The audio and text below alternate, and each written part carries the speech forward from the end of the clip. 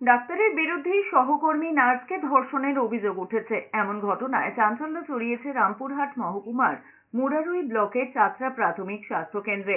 জানা গিয়েছে, চয়ন মুখোপাধ্যায় নামে ওই চিকিৎসকের বিরুদ্ধে শনিবার পুলিশের অভিযোগ জানিয়েছেন নির্যাতিতা। বিষয়টি প্রকাশ্যে আসতেই শোরগোল তৈরি হয়েছে সব মহলে। সূত্রের খবর, নার্স থানায় অভিযোগ দায়েরের পর থেকেই গা ঢাকা দিয়েছেন অভিযুক্ত চিকিৎসক। ঘটনার সত্যতা স্বীকার করে বীরভূমের পুলিশ সুপার রাজনারায়ণ মুখোপাধ্যায় জানিয়েছেন, নার্সের অভিযোগের ভিত্তিতে অভিযুক্ত চিকিৎসকের বিরুদ্ধে অভিযোগ দায়ের করে ঘটনার তদন্ত শুরু করেছে পুলিশ।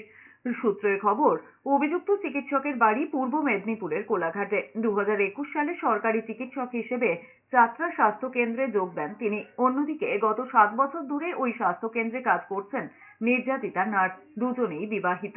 এটা ফালতু কথা। এইখানে ক্যাম্পের পুলিশ আছে, এইখানে আমাদের লোকাল ছেলে অনেক থাকে। আমার বাড়ি হসপিটাল থাকা 10 ফুট 10 ইঞ্চি পরে আমার বাড়ি। এটা ফালতু কথা। ডাক্তারটা খুব ভালো ডাক্তার, তোকে বদমাশি করে ফাঁসাইছে।